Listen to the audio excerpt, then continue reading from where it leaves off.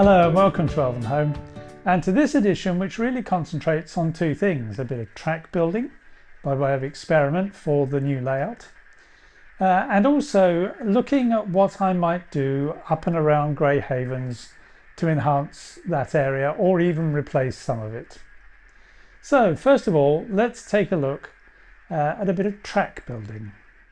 In the last video I was discussing my plans for building the underground layout, and one of the possibilities that I'm considering is to build the visible part in code 40 track. And as I mentioned in the last video, the visible part will need to be built with 4 rails to allow for the 2 conductor rails and 2 running rails, and I can't do that using proprietary track because of the drainage pits that there are at the platforms. Now, I ordered shortly before the last video went out, I'd ordered some track and some basic easy track sleepers just to have a go at starting to build some straight pieces of track, just to see how straightforward or otherwise they are, which may or may not help me when it comes to building over the drainage pits, but it may. And in any event, I would quite like to have a go at seeing what a piece of code 40 hand-built track looks like. Just a straight piece, you understand. So that's what I'm about to do. Now, I showed in the last video a really useful book that is issued by the 2mm Fine Scale Association, Track and How It Works, or How It Works and How to Model It. It's really a very interesting book if you're interested in railways and things, but in particular in that it is really a handbook on how to make track, both this fairly straightforward stuff and more complicated things. And the more I'm reading this, the more I'm thinking something is going to be built at some stage which has something a bit more complicated on it. In order to build the track, what arrives first of all are these, which is I think I've got something like 20 or so, maybe a few more, in a bag, which are obviously just sleepers with the chairs moulded into them. And all you have to do is slide the track through the sleepers.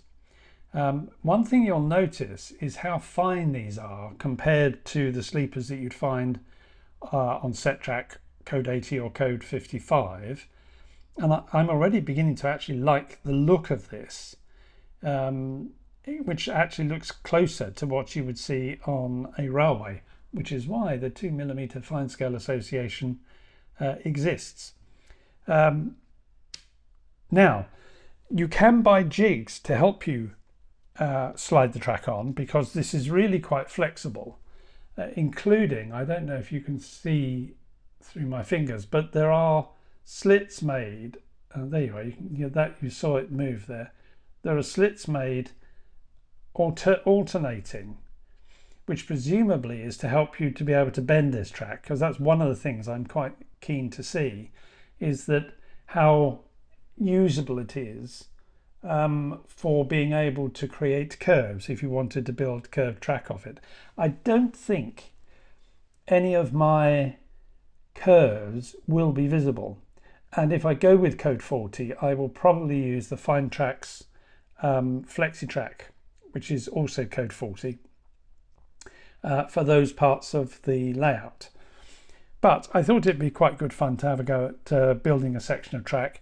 I think I've got 4 of these, so that's 8 of these sets, which I think will give me something just over a foot, I think. But it's quite difficult to tell, obviously, because they're all on the sprues at the moment. Now all I'm going to do is make a very simple section of track. I'm not going to ballast it or paint it or anything like that, really for test purposes, and also to try and maybe have a think about how I might use that on the layout eventually, and ideas are already forming in my brain. This is not good. So you can buy the jigs, as I said, but rather handily The book says you can buy a jig, but also it's really easy to make one. And this is the instructions to make the jig using 1.5mm styrene sheet as the base. You then put 11 spacers made from 0.75mm, and it suggests 2.5mm, and of course in my styrene collection I had just the packet I needed. And as you'll see, these sit inside there. So we'll put 11 of those onto a piece of wood, drill 2 holes through, and then a piece of 4.8mm square tube, which also was in my collection, will go on top. We'll drill 2 holes through that, and then I can fit this onto the spacers, use this with 2 screws coming up, this to go down the center and hold on to it, and Bob's your uncle and Fanny's your aunt. So I'm going to get on and make this, and then we'll have a go at actually threading some track onto the thing using the jig. I'll speak to you again once I've completed this part of the morning's endeavours.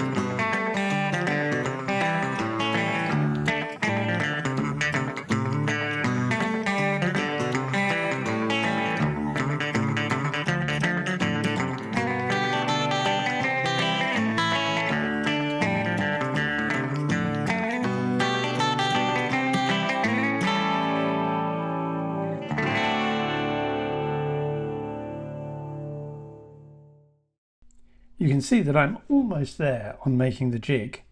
Time will tell whether it works, if I've made it straight enough.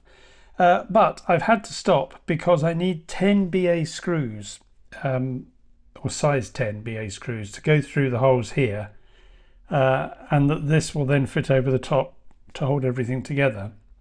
And strangely, I do not have 10 BA screws about my person.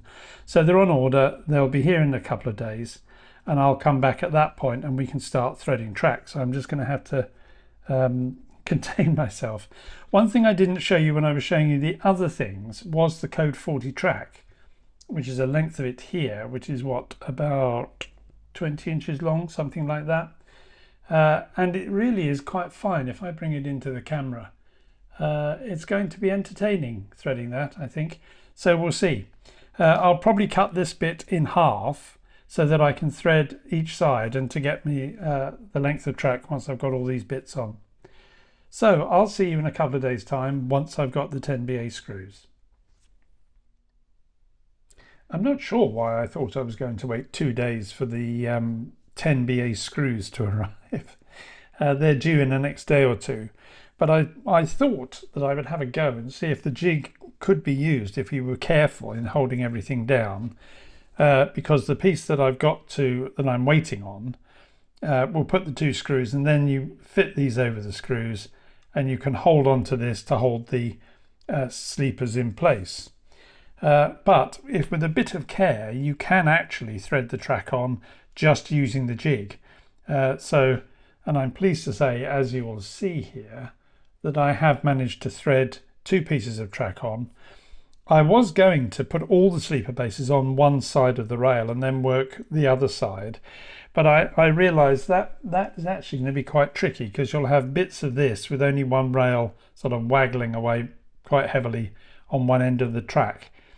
So I've the first one has gone on and I've pushed it quite a way along. The second one I've just threaded on so far. I'll bring it back up here. I'm hoping this is getting it in focus.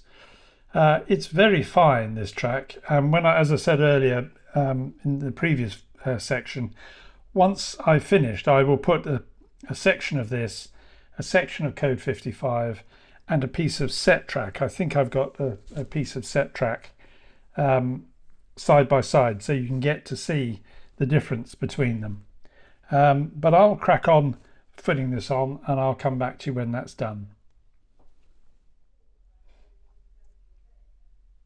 Well, you can see that this is the completed code 40 track, and as you can see, it's quite flexible. Having the webbing cut through on both sides does make, I mean, it is very thin, the rail anyway, but it went into that shape really quite easily. So I'm sure it's going to be really quite good fun if you were trying to lay curves in this stuff. So this is the code 55, which has the webbing cut on one side, but you can see, I think, if I put them together, how much heavier the sleepers are than here, and the spacing is different. And then this is the only piece of straight set track. It came with the Cole train set when I got my very first N-gauge train set, which again is much thicker on the sleeper and just chunkier all round, with the rail standing higher. The actual size of the rail is not much different in code 55. If I bring it up here and put the two rails together, you'll see there's not much difference. But of course the rail is sunk into the sleepers more, and the sleepers are slightly thinner. So you can see the attraction if you're looking for a more in-scale, prototypical, to coin a phrase, track. And I can see the attraction of this stuff, and it isn't very difficult to put together. It takes a bit of attention, but apart from that, it was reasonably straightforward. Next time I make a section, I did do as I said, which was feed both sides at the same time. I think I might try doing one rail in completely and then feeding the next one along, I think. Not sure. I'm not sure which would be easier to do, because trying to feed both lines together is quite tricky in itself, but it may be that it is just tricky and you just got to basically suck it up. So that's this experiment done, and we'll move on to the next section of the video. It's time to start looking at the next part of the layout that I am intending to return to see whether it can be improved or repaired in some cases. And you'll know that I've been concerned for a while about these rather limp and rather sad trees, which weren't when I made them, but which have, over the 7 years since they've been made, so fair play, they've lasted 7 years, slowly dropped their leaves to the point where some of them are really beyond saving. These trees here, I was never really happy with. They're too straggly to be small trees, and I need to think of something else to go in there. So I think I'm going to take those out. But also, I've always wondered whether there were enough gravestones. It's a very well spaced graveyard, this one, and I've been sort of musing how far I would go in refurbishing the whole of this area. As starting to do that, I took away the other trees, which are all, you can't see them, you will see them in a moment, they're all sat up invading the station at the other end, just so I can have a proper look at this as it is, without the additional trees that I've had parked there for several months now, actually. and which I was happy with. So they're going to go in. It does need more trees, and these need replacing, or some of them do. There's one or two there I think may survive, and generally I was worried about the grass, because you'll probably see here down in this corner, let me make sure you can see, just turn you down a bit, there we go, that it's gone back to the bare board, which I'd been noticing over a while, and I thought, well, if the glue is starting to give up on the static grass that's on here, I might actually need to take it all off and redo the whole thing, which it wouldn't be too awful to do. So I thought, by way of a little test, and also it got really dusty. Now my new mini Hoover, which I will bring into view, it looks like when I was younger there was a toy called a Johnny 7 gun, which had all sorts of attachments. This reminds me of it quite substantially.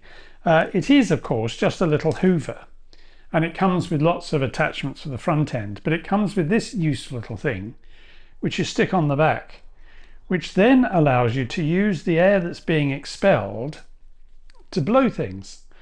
And I thought I would very gently blow across here to get some of the dust off.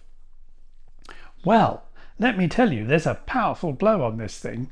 It did indeed get some of the dust off. A huge cloud of dust came hurtling up. The gravestones and bushes and two people that you see there hurtled off towards the vicarage, much to the surprise of the vicar. This went from a sort of darkish green to a more vibrant green.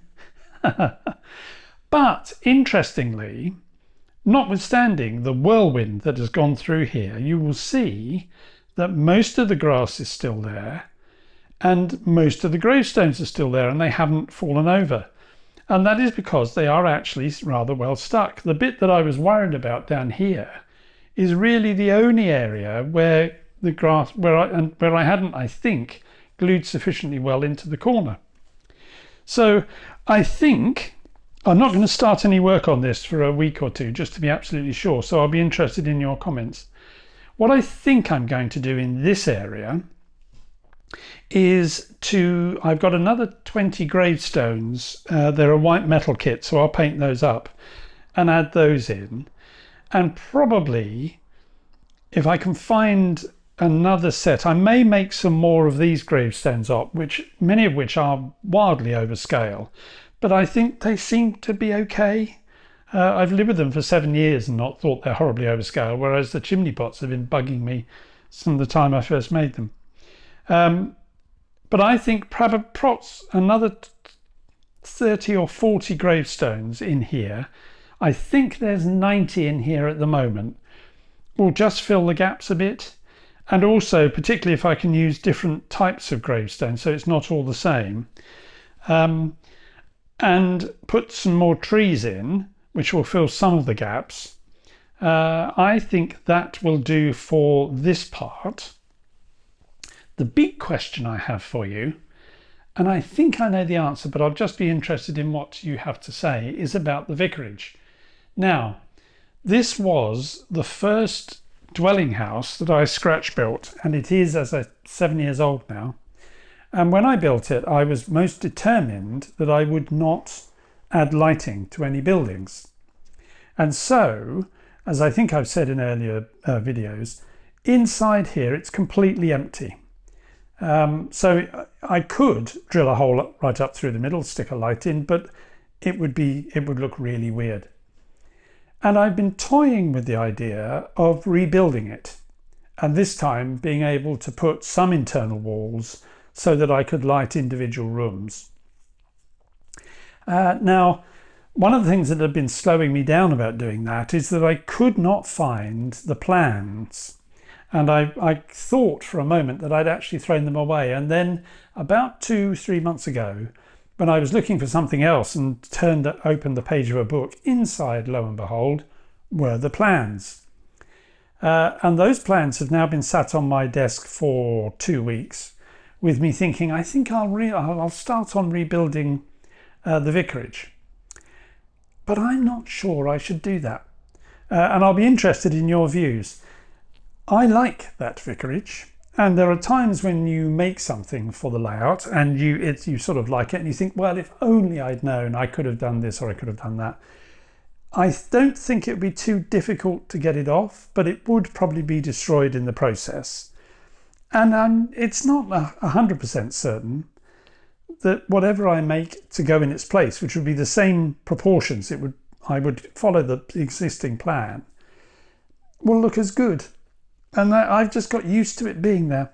So I am in a quandary, and I'd just be interested in your views, whether I should replace that or just accept that I'm not going to be able to do anything about putting light inside this building, but I may want to think about putting another. I certainly want to think, I've got one more of these lamps, and I think it needs to go around here somewhere to provide light as you come around the corner. I'm not sure about, I may be able to get lights into one of these perhaps. I'll have a look. It's quite tricky. I can lift this whole section off, and in the next video I will take it off for those of you that have not seen it removed. But it is very tricky to work on underneath, of course, because if you turn it up, everything that wants to fall off will. So it is quite tricky to work underneath. But I certainly think I want to put another lamp in there. That will be fairly easy to do. The bases of these, I think I may have another model so I can have a look, do actually have holes in them. So if I can vaguely work out where the hole is, I can probably stick a lamp so there's a light in here somewhere, and we'll see how that goes. But that, I think, is the major thing I want to do. I do want to have a look along here. When I remove some of these trees, I will be able to finish the scenic work that I've done along here. And this was very early attempts at doing this sort of thing. And I'm sure I could give that a zhuzh along other things, and some of the big trees to go into the graveyard. So you now have the totality of my thinking about what I might do in this area, and I'll be very interested in your views, because I'm not going to start work on this. In the past I've said, oh, I'll be very interested in your views, and then boyish enthusiasm has overcome me, and I've already started. But this I want to leave for a bit, because I'm particularly interested in what you think there. You can obviously gauge that I'd rather like this, and I'm just not sure if I rebuilt it, I would like it as much, if you see what I mean. All sounds rather odd, but there we go. So that takes care of that. Now let's go and have a look at probably the running session, I think.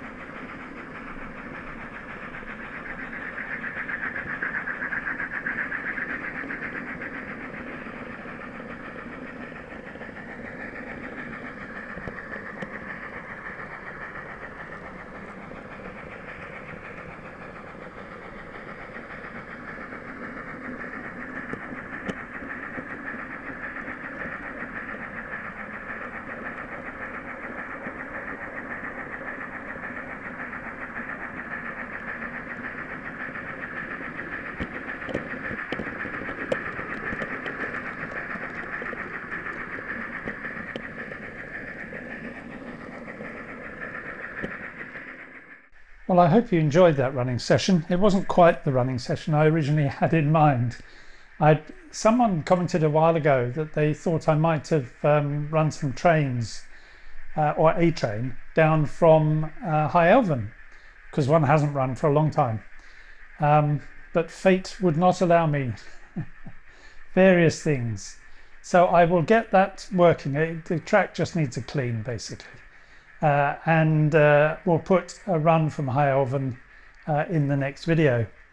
I still had problems doing the one that you saw, because I kept trying to record things on train cam and nothing was recording, and I couldn't quite work it out until I realized that the battery was flat and needed recharging.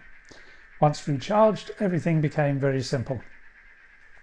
I thought I'd show you the finished jig. If I bring it up to the camera, that's the 10 BA screws that go through the bottom and that retain that bar on top. And I have tried with the bar in place like that. That's much better. So that's quite encouraging. I've still yet to make my mind up whether I will try to use code 40 track on the viewable bit of the tube, or whether I will go with code 55 and use the inspection pits. I need to buy some of the inspection pits and just see how it all works. One thing I have decided though is looking at various videos apart from anything else, cab view videos. The conductor rails appear to me to be the same width, on the top at least, as the running rails. So I don't need to worry about using a thinner code of rail for the conductor rails, because they seem to me to be exactly the same. So I've still got to work out how I'm going to fix it all on, but that's something to do. And by the time of the next video, there may be an interesting development insofar as the underground layout is concerned. I'm not going to say any more now, keep you on tenterhooks for a month. But there's a possibility that it may be going somewhere slightly different to where I originally envisaged it. But I need to get my thoughts right before I mention anything on here. But I am just giving you a sneak peek about that. Now with that, I think I bring this video finally to an end. If you've liked the video, please do give it a thumbs up. That's really very helpful. And if you haven't subscribed, well, please do, because there's the work to be done up on the churchyard, and there's more to be done in working out how I'm going to build the underground layout. If you've got any comments, please do leave comments. You know, I asked you a question in the video, or several questions, and I'll be interested in your thoughts on what I do up and around the churchyard. But until I speak to you again in about 4 weeks' time, that's bye-bye from me. Bye-bye.